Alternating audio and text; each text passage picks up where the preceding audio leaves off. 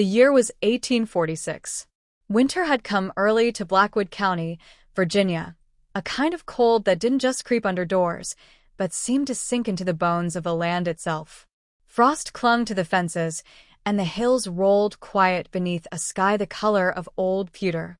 From a distance, the Harrington Estate looked like peace incarnate, 600 acres of manicured fields and a grand Georgian house standing proud against the wind. But up close, that silence felt wrong. Too deliberate. Too heavy. Locals used to say the place never echoed right. Laughter died too quickly there. Music never carried far beyond the porch. Even the birds, it seemed, preferred to circle wide around those chimneys. Thomas Harrington, the man of the house, was a familiar figure in town. Wealthy, respected, polite in that practiced Southern way. He'd built his fortune through tobacco and cotton, and his name was often whispered in the same breath as prosperity. His wife, Elizabeth, was described as a woman of grace and Christian virtue. Parish bulletins praised her generosity.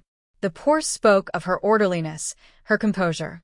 But the county's ledgers told a very different story. In those dusty books, the ones no one bothered to read twice, something was off.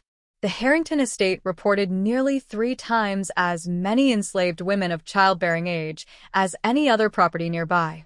No one questioned it then. Why would they? Numbers could always be explained: new acquisitions, inheritances, economic necessity.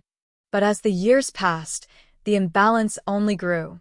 Neighbors joked that the Harringtons were good breeders, meaning of livestock, of course.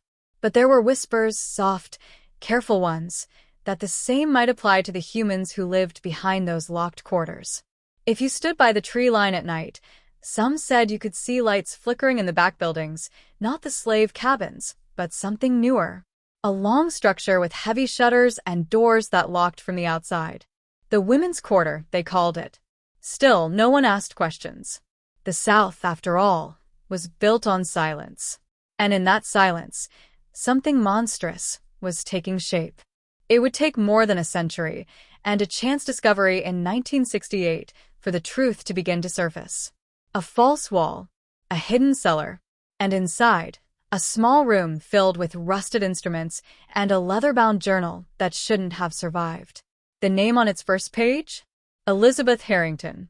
The elegant woman who once served tea to pastors and politicians had left behind the evidence of something unspeakable, something that would forever stain the hills of Virginia. But before the walls were torn open, before the fires and the disappearances, everything seemed perfect. Too perfect. And that's usually how horror hides. If the Harrington Estate was a machine, then Elizabeth Harrington was its ticking clock, precise, cold, and endlessly predictable. Every morning began at 5:30, regardless of season. The first bell meant the housemaids rose. The second meant breakfast for the family. By the third, any servant still in bed was gone by noon. Dismissed, without exception. Elizabeth's schedule ruled everything. Mondays for linens. Tuesdays for floors. Wednesdays for silver and brass. It wasn't just routine, it was ritual. A way to keep the house immaculate, yes, but also to keep it silent. Those who worked there said you could go a full day without hearing a single voice. She banned unnecessary conversation among staff. She hated laughter. Even a soft chuckle could earn a glare sharp enough to cut glass.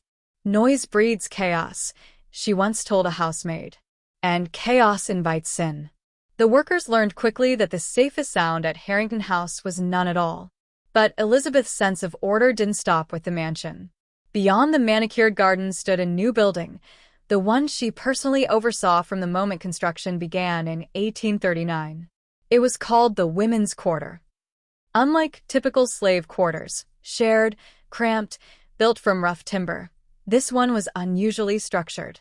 Separate rooms, each with solid doors that locked from the outside.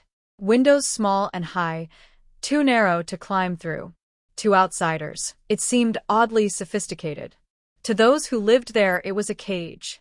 When questioned about it by visiting neighbors, Elizabeth smiled her perfect smile and said, "A woman must have order in all things, even among her servants." But the record suggests something deeper. Between 1840 and 1846, the number of enslaved women purchased by the Harringtons doubled, most of them young, between 14 and 20, bought from auctions in Georgia and South Carolina. Yet, curiously, the plantation's tobacco production didn't increase at all. Why acquire more workers when there was no new land to farm? The answer, as history would later show, had nothing to do with tobacco. At church, Elizabeth's reputation blossomed. She donated to orphanages, taught Sunday lessons about virtue, and hosted prayer circles for the wives of local planters. She was admired, even envied, by women who saw her as the perfect Christian matron. But behind closed doors, her faith twisted into something mechanical, almost scientific. She spoke often about duty and design, about God's economy. Her servants said she kept meticulous records, lists of names, dates, physical measurements. When one young housemaid accidentally saw the ledger, she was dismissed the same day and never heard from again. It was as though Elizabeth was running an experiment, one only she understood, one that even her husband seemed unwilling to question. And yet, strange as her rules were, the real horror hadn't even begun. That winter, a visitor would arrive at the estate, a doctor.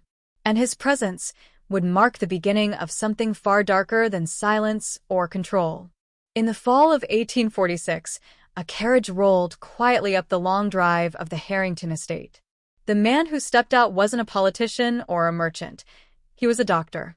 His name was William Farnsworth, a physician from Charlottesville. Locals were curious. No illness had been reported at the estate. The Harringtons were known for their health, and Elizabeth herself was the very picture of vitality. So, why was a doctor visiting and staying overnight? In those days, a physician's visit rarely lasted more than an hour.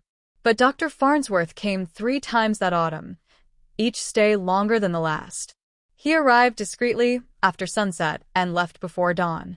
His carriage curtains always drawn. No one saw him dine with the family. No one saw him in town. Years later, long after his death, one of his letters would surface among family papers. In it, he wrote to a colleague in Philadelphia, "I have been called to attend to a situation at H. Estate, which I find increasingly difficult to reconcile with my professional ethics. I fear that what I have witnessed cannot be explained within the boundaries of medicine alone." What was he referring to? The letter didn't say, but his account books did. They showed purchases of certain compounds, laudanum, ergot, and tonics for female complaints. Substances that, in the wrong hands, could be used to induce or prevent pregnancy. At the same time, the county's birth ledgers began to show patterns. Between October 1846 and March 1847, the number of births among the Harrington Estate's enslaved women nearly doubled, an anomaly so striking that it later drew the attention of historians. 11 births in a single spring. No recorded fathers. No explanation. What exactly was Dr. Farnsworth treating in that locked women's quarter? Some suggest he believed he was performing medical examinations, unaware of the larger plan. Others think he knew, and that the weight of what he saw began to haunt him. By December, his final visit was logged. After that, his name vanished from county records. No more correspondence. No more visits to the estate. But one entry in Elizabeth's household ledger tells us something chilling. The week after his last visit, she ordered more medical supplies than ever before, far more than any ordinary household could need. Morphine, linen bandages, iron tonics. The handwriting was calm, precise, like a woman managing her accounts. No one could have guessed that the supplies were not for curing, but for controlling, the tools of a program that would twist life itself into a form of currency. And that winter, as the snow settled over Blackwood County, the cries of newborns began to echo across the frozen fields. Not one of them would ever know their mother's name. The winter of 1846 was unlike any other in Virginia's memory. The frost came early, the fields hardened to stone, and the roads to the Harrington Estate disappeared under snow. For months, no one went in or out. The great house, once lively with servants and visitors, seemed to fall into an unnatural stillness. But inside, behind shuttered windows and locked doors, Life was being forced into existence. County ledgers later showed something no one had noticed at the time. Between March and May of 1847, 11 children were born to 9 enslaved women on the Harrington property. 11 births in one season, an impossible number for a single estate of its size. To the county clerk, it was just ink on paper. To history, it was the first hard evidence that something unspeakable had taken place behind those brick walls. Neighbors would remember faint cries carried on the wind at night, not the usual sounds of childbirth, but overlapping wails, desperate, muffled, quickly silenced. One farmer later told his grandson, "It sounded like a nursery where no one ever sang." And in the middle of it all was Elizabeth Harrington. Her husband, Thomas, had left that autumn on what the newspaper called extended business affairs. Parish records show he missed every church service that winter, and perhaps that was for the best, because whatever his wife was doing at home, it wasn't business. Her household accounts, written in her neat, slanted handwriting, tell a story of their own. Weekly purchases from the local apothecary, opiates, tinctures, chloroform, bandages. For the women, she wrote. The women, never named, only numbered. Each kept in separate rooms. Each monitored, measured, and recorded. In Elizabeth's mind, it wasn't cruelty. It was management. She believed she was improving her husband's fortune, ensuring a legacy that grew from within, not from trade. In her world, children were not born, they were produced. And so, that bitter winter became a season of birth and burial alike. For every infant born, another woman vanished from the ledger, listed as transferred or moved. But no bill of sale was ever found. By the time spring thawed the fields, the air around the estate had changed. The staff avoided the East Wing entirely. The overseer resigned and left the county without a word.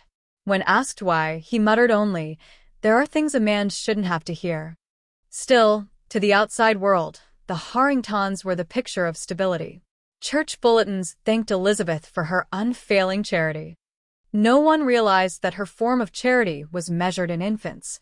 11 births, 9 mothers, no fathers, no names.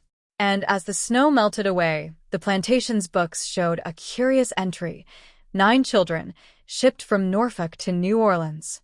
Listed not as passengers, but as property. They were gone before anyone could even ask who they belonged to. The following winter brought no celebrations to the Harrington Estate. By then, the locals had grown uneasy, though none would say why out loud. Something about that great house on the hill felt heavier. The shutters stayed closed, the chimneys smoked at odd hours, and the laughter that once drifted from dinner parties had vanished completely. Then came the fire.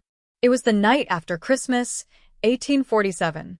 Flames were seen rising from the East Wing, the oldest part of the house. Neighbors arrived too late to help, but the blaze was contained before it consumed the mansion. Miraculously, no one died. At least, that's what the official report said. But the next morning, something strange happened. Elizabeth Harrington disappeared. Thomas gave no explanation. He simply packed what remained of his family, their 2 young daughters, Margaret and Eleanor, and left for Richmond. By February, church records list them as new parishioners of St. Paul's Episcopal. When asked about his wife, Thomas only said she was unwell and resting elsewhere. That elsewhere turned out to be the Western State Lunatic Asylum in Staunton, Virginia. Admission date, January 20th, 1848. Diagnosis: nervous exhaustion and delusions of persecution. She would never leave those walls alive. The doctors there kept notes, sparse, detached, clinical. Elizabeth spoke of being watched by the women, of voices in the walls, of babies crying in the cellar. She claimed her husband had turned against her, that he'd stolen the fruits of her labor. Most nights she refused food. Some nights she prayed for hours. Other times she simply stared at her hands and whispered. They were supposed to understand. To this day, no one knows what exactly burned in that East Wing or who. But when restoration crews rebuilt it years later, they noted a peculiar thing. The windows had been placed unusually high, almost as if to keep anyone inside from seeing out. After the fire, Thomas sold off a quarter of his land. He told his lawyer it was for financial recovery, though his books showed no loss of income. The money, it seemed, wasn't for rebuilding. It was for burying not bodies but secrets, because hidden beneath that tragedy was a truth more unbearable than the flames. Elizabeth hadn't gone mad overnight. She had broken, under the weight of what she'd done, what she'd seen, and what she was still planning. Her journal, the one no one would find for another century, ended just 3 days before the fire. The last line read, "The girls must understand their purpose here transcends their understanding." The girls. Margaret and Eleanor. Whatever Elizabeth had intended for them, the fire stopped it. Or maybe it didn't. Because when she was taken away, she left behind 2 daughters who would carry her silence and her secrets for the rest of their lives. More than a century passed before anyone heard the name Elizabeth Harrington again. By the late 1960s, the old plantation had become a relic, a museum piece of Virginia's genteel past. The Historical Society owned it now, proud of its Georgian architecture, its imported marble floors, its fine woodwork crafted by enslaved artisans. They spoke of craftsmanship. They didn't speak of chains. Then, in 1968, renovation crews began restoring the East Wing, the same section that had burned back in 1847. The plan was simple: fix the foundation, repaint the cellar, open it for public tours. But when one of the workers knocked through a section of brick, his hammer struck something hollow. Behind that wall was a hidden room, 8 feet by 10. No windows. One single door that could only lock from the outside. The air inside was still, damp, and wrong. On a small table sat a rusted tray of medical instruments, forceps, scalpels, glass jars, each labeled in delicate handwriting. And next to them, wrapped in decaying cloth, lay a leather-bound journal. Its first page bore the initials, EH. The entries were nearly destroyed by water damage, but enough remained to raise the kind of questions that change how a community remembers itself. The writing was precise, unemotional, methodical, as if the author were documenting an experiment, not human lives. Subject 7 has proven most productive, 1 line read. Subjects 3 and 9 continue to resist the process. The pages continued with references to rations, recovery periods, expected intervals.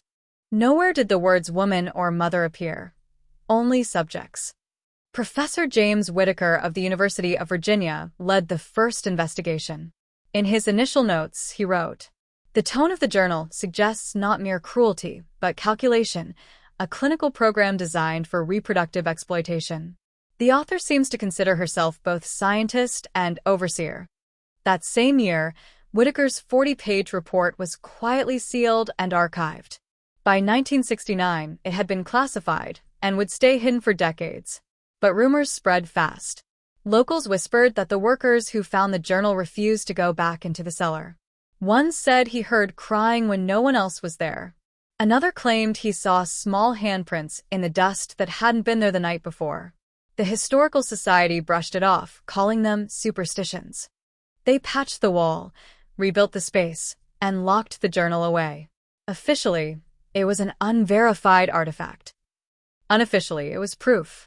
Proof that the whispers about the Harrington Estate, the strange birth rates, the missing women, the cold perfection of its mistress, were not legend. They were ledger. And the journal was just the beginning. Because within its faded ink was a word repeated over and over again, always capitalized, always underlined. The more historians studied Elizabeth Harrington's journal, the clearer it became. This was no mere act of cruelty. It was a system, a design. She called it the breeding project. In her eyes, it was simple arithmetic. Enslaved women could bear children, and those children were property. Property meant wealth. And wealth meant power, a kind that could outlast her husband, outlive her name, and even outpace the crops that grew on her fields. But what made Elizabeth's project different from the countless other horrors of slavery was the precision of it all. Her journal detailed cycles, measurements, dietary adjustments, and compliance strategies. She tracked everything from menstrual intervals to production efficiency. Her tone was cold, detached. The entries read more like the notes of a scientist than the diary of a human being. Subject 7 has delivered 3 viable offspring in 4 years. Have increased her rations accordingly. Subjects 3 and 9 continue to resist. Consulted Dr. F regarding methods of ensuring obedience. Dr. F, the same Dr. Farnsworth who had vanished after 1847. What he witnessed in that house likely broke him, but his silence made him complicit. And Elizabeth's project continued. The horror wasn't just that she bred women against their will, it was the scale. Every name reduced to a number. Every birth reduced to profit. Every mother reduced to function. And in the margins of her journal, something more chilling. Notations marked with an asterisk, all referring to the girls. At first, historians assumed she meant enslaved girls, but then came one entry, dated December 23, 1847. The girls must understand that their purpose here transcends their understanding. Those who cannot accept their role must be removed from the equation. The girls were her own daughters, Margaret and Eleanor. They were only 8 and 6 at the time. No one knows exactly what Elizabeth intended. Some believe she planned to raise them to oversee her breeding system, ensuring its continuation. Others fear she meant something far worse, that she viewed even her own children as instruments in her vision of God's economy. By that final winter, the tone of her entries turned frantic. Paranoid. She wrote of betrayal, of Thomas losing his resolve, of the women watching her from the dark. And then her writing stops. 3 days later, the fire. Historians can't prove whether the blaze was an accident, a desperate act of her husband, or an attempt to destroy what she had created. But when the East Wing burned, the breeding project ended, at least within those walls. Still, the system she perfected, the commodification of reproduction, didn't die with her. It lived on quietly in other plantations, whispered through generations, buried under polite Southern history. And yet, even death couldn't silence the echoes of what she began. Because 2 little girls had seen everything, and they never spoke of it again. After the fire, the Harrington girls were never the same. They left Blackwood County as children, bundled in carriages, clutching dolls, watching the only home they'd ever known shrink behind the winter fog. By spring of 1848, they were living in Richmond, in a narrow townhouse near St. Paul's Episcopal Church. Their father, Thomas Harrington, rarely spoke of the estate again. In polite company, he said his wife was ill and resting elsewhere. When pressed, he would simply lower his eyes and say, "Some matters are better left to God." The girls grew up quiet, too quiet for children. Neighbors described them as well-mannered, serious, solemn little angels. But those who saw them alone said their eyes seemed older than their faces, as if they carried memories they didn't understand. No one mentioned their mother. No one dared. When Elizabeth died in the asylum 4 years later, Thomas didn't attend her burial. He sent money, nothing more. And from that day forward, the Harrington name became a whisper even in Richmond's polite circles. Yet silence, like inheritance, passes down. As young women, Margaret and Eleanor became teachers at the Richmond Female Seminary, intelligent, composed, respected. To their students, they were models of discipline and virtue. But every colleague who worked beside them noticed the same thing.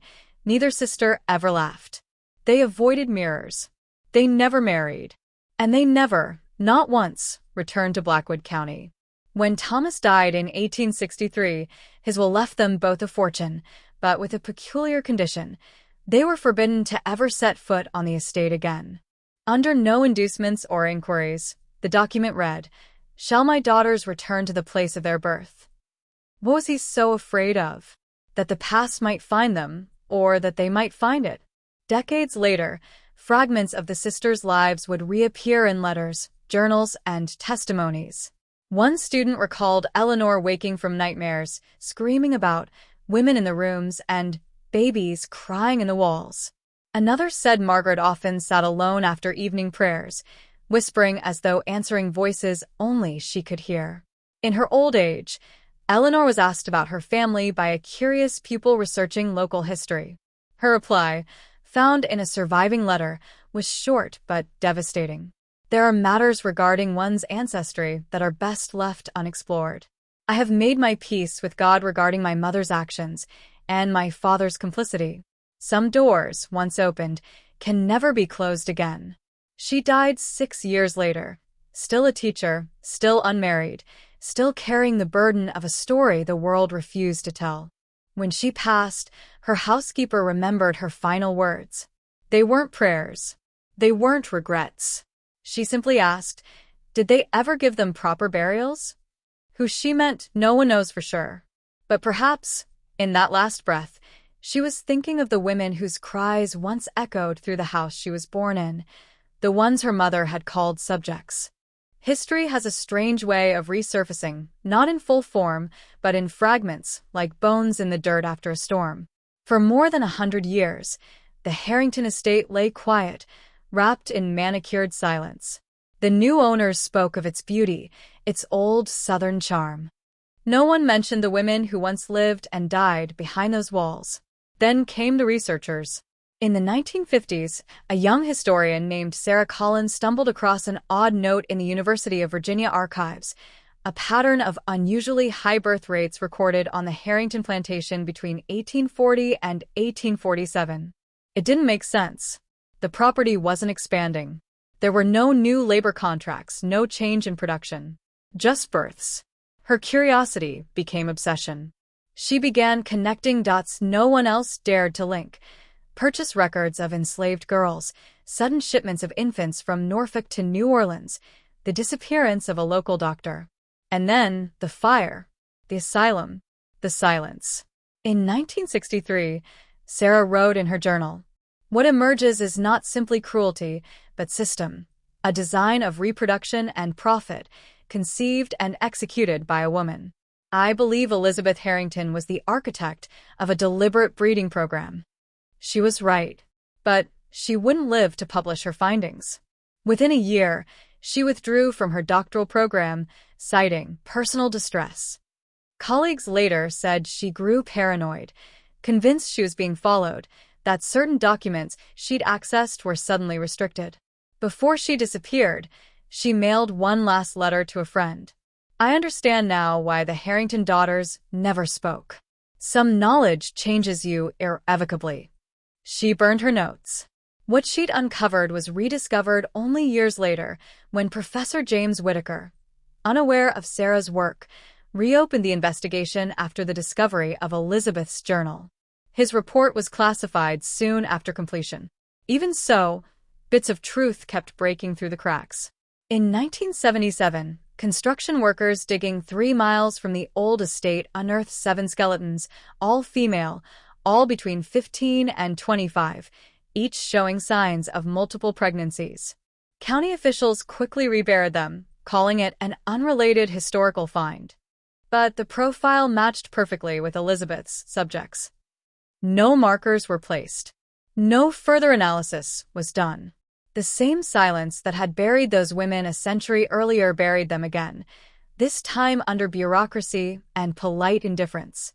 But silence doesn't erase evidence, it only delays its discovery. Ground-penetrating radar scans in the early 2000s revealed a mass grave behind where the women's quarters once stood. The Historical Society refused excavation, claiming it might disturb the historic landscape. Disturb. As if the land hadn't been disturbed already, by centuries of pain it could never forget. Because some places remember, even when people choose not to. And on quiet Virginia nights, when the wind drifts east across Blackwood County, locals still claim they hear faint singing, lullabies without words, voices without names, echoing from where the women's quarters once stood. Not ghosts, just echoes. Echoes of a truth too long unearthed and too long ignored. Today, the Harrington house still stands, golden brick, white columns, sunlight resting soft on the same porch where Elizabeth once greeted her guests.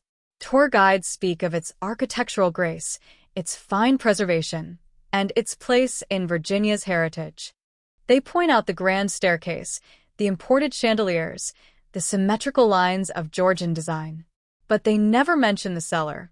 They never say that beneath those polished floors once stood a locked room. They never speak the word breeding. It's easier, after all, to sell beauty than to confront horror. The tour ends with smiles, applause, a polite thank you. Visitors drive away with postcards of the mansion, unaware that somewhere under that soil, there are women who never left it. That's the real haunting. Not ghosts. Not whispers. But silence. The historian Barbara Fields once called it the conspiracy of documentation, how history carefully records the powerful and quietly erases the powerless. The Harrington case is its perfect example. Everything about it existed within the law. Every cruelty was written neatly into ledgers, every birth logged as inventory, every sale justified by economic necessity. Nothing supernatural. Nothing illegal. And that's what makes it terrifying. The horror of the Harrington Estate wasn't born from myth. It was crafted through paperwork, polished manners, and Sunday prayers. A system so normal that it hid atrocity in plain sight. When Professor Whitaker tried to publish his findings in the late 1960s, he received anonymous threats. His report was sealed. He died before it was ever reopened. Even today, parts remain redacted. But fragments of the truth always survive, in archives, in letters, in family whispers passed down through generations. In 1982, an elderly woman visited the restored Harrington house. She said her great-grandmother had been born there. The guide, not knowing the story, asked if she'd enjoyed her visit. The woman looked out toward the field where the women's quarters once stood and said softly, "No God I could believe in would let such a place exist." She left without giving her name.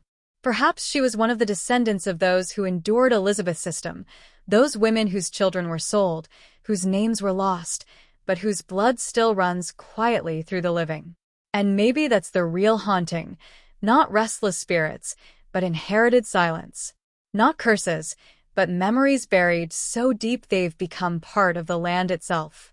The Harrington case reminds us that history isn't just what's written, it's also what's deliberately forgotten. It warns that behind every polished facade, every tidy narrative, there are rooms still sealed shut, waiting to be found. And if you stand on that hill in Virginia, when the evening wind moves through the grass, you might hear it, a faint chorus, soft as breath, carrying through the centuries. Not screams, not wails, just women singing lullabies to the children who were taken from them. Because sometimes, the haunting isn't what returns to us. It's what we refuse to see all along.